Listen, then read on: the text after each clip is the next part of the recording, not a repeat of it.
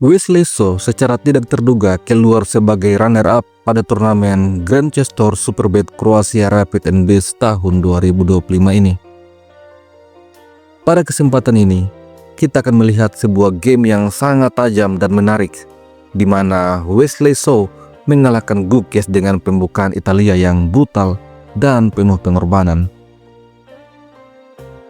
Permainan dimulai dengan E4, E5, kuda F3, kuda C6, gajah C4, pembukaan Italia. Di posisi ini, Gukes memilih varian gajah C5.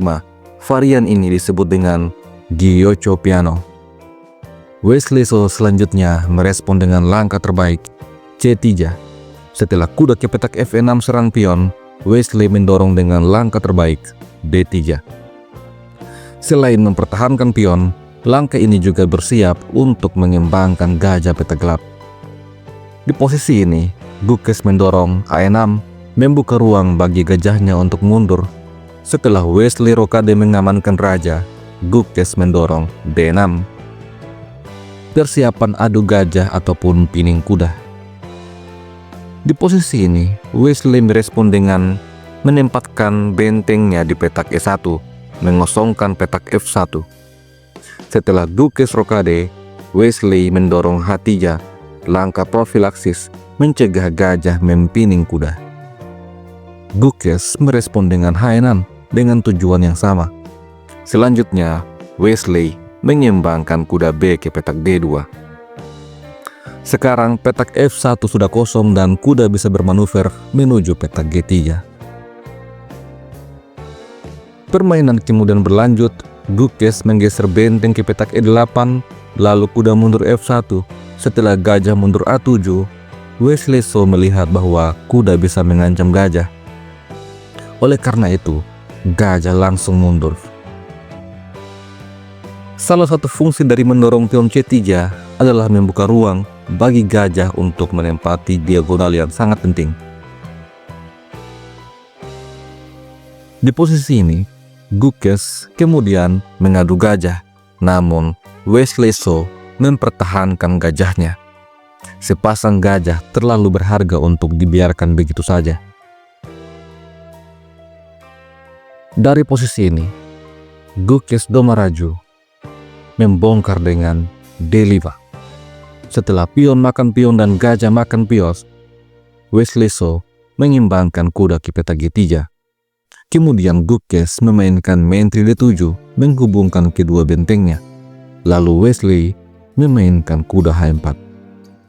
Di posisi ini, Gukes menempatkan bentengnya yang lain pada lajur D. Sampai pada posisi ini, seluruh perwira Gukes telah berkembang. Sementara itu, Wesley So memiliki gajah yang masih pasif dan kedua bentengnya tidak terhubung. Namun demikian, hal ini bukanlah masalah besar. Di posisi ini, Wesley So mengganggu pertahanan Raja Hitam dengan kuda H ke petak F5, menekan pion G7. Di posisi inilah, Gukes Domaraju membuat langkah yang tidak akurat. Dia memainkan menteri E6, membuat menterinya berada dalam satu garis lurus dengan benteng putih. Wesley So kemudian merespon dengan langkah yang sangat akurat, D4. Tentu saja apabila pion makan pion maka hitam kehilangan menteri, dan apabila pion E4 dimainkan maka putih punya balasan F3. Setelah langkah terbaik misalnya kuda mundur E7, maka kuda makan kuda, menteri makan kuda, pion makan pion. Gajah terancam. Pion ini tidak boleh dimakan. Apabila kuda makan pion misalnya, maka gajah makan kuda. Setelah gajah makan gajah, benteng makan gajah. Menteri lari, benteng makan benteng. Setelah menteri makan benteng, secara tidak terduga, putih menang satu perwira. Maka dari itu, Gukes berpikir sejenak. Di posisi ini, langkah terbaik untuk hitam adalah menggeser raja ke petak H8. Namun ternyata, Tekanan ini membuat Gukes memainkan langkah yang lagi-lagi tidak akurat. Menteri kembali ke petak D7. Di posisi inilah, Wesley So memainkan langkah-langkah taktikalnya. Secara tiba-tiba, Wesley So kerasukan Mikhail Tal. Dia mengorbankan kudanya. Gukes Domaraju kemudian mengambil kuda. Namun kemudian, Wesley lagi-lagi memainkan langkah pengorbanan. Kali ini gajah makan pion, skak. Apabila raja makan gajah, maka menteri D2, setelah raja G7, menteri G5. Dan apabila raja mundur F8, maka kuda masuk F5, ancaman skakmat. Dan apabila di posisi ini raja lari ke petak H8, maka menteri makan kuda, skak. Setelah raja G8, kuda F5. Kembali ancaman skakmat. Menteri harus dikorbankan. Setelah itu gajah makan menteri. Putih sangat unggul. Oleh karena itu, pada game sesungguhnya, Gukes tidak mengambil gajah.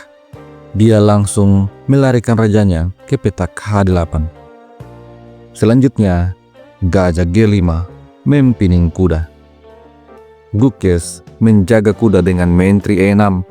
Setelah itu, Wesley menyerang menteri. Setelah menteri menghindar ke petak D6, Wesley So menantang pertukaran kuda.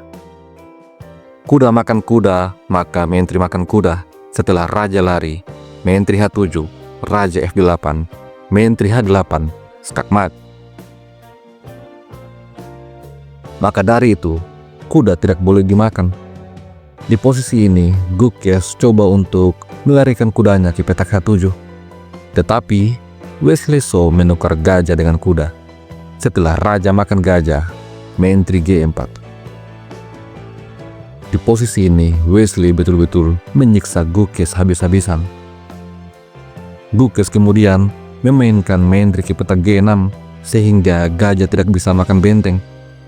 Namun demikian, di posisi ini Wesley tidak tertarik sama sekali. Wesley mencium skakmat. Oleh karena itu, dia memainkan menteri H4, mempertahankan tekanan. Gukes kemudian membawa rajanya lari ke petak G8. Setelah itu Wesley aktifkan benteng ke petak E3. Dan kemudian pion makan pion, benteng terancam. Wesley tidak tertarik makan pion. Di posisi ini, benteng ke petak G3. Gukes semakin tertekan. Di posisi ini, Gukes Domaraju mencoba untuk menyerang balik dengan menteri E4. Akan tetapi, Wesley So punya balasan kuda F6, skak. Tentu saja apabila menteri makan kuda, maka putih punya balasan gajah makan menteri, open skak. Setelah raja F8, menteri H8, skakmat. Maka dari itu, Gukes melarikan rajanya ke petak G7. Namun selanjutnya, Wesley mengambil benteng. Sampai pada posisi ini, Gukes Domaraju memutuskan untuk menyerah. Bentengnya sedang terancam.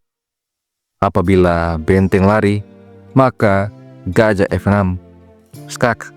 Menteri tidak bisa makan gajah. Raja hanya bisa lari. Setelah itu, menteri makan benteng. Kalaupun menteri menutup, maka benteng makan menteri. Dan skakmat terjadi. Bagaimana jika gajah makan kuda? Maka gajah tetap ke petak F6. Menteri tidak bisa makan gajah. Dan raja harus mundur ke petak F8. Setelah itu, menteri skak. Menteri mundur dan menteri makan menteri. Lagi-lagi skakmat.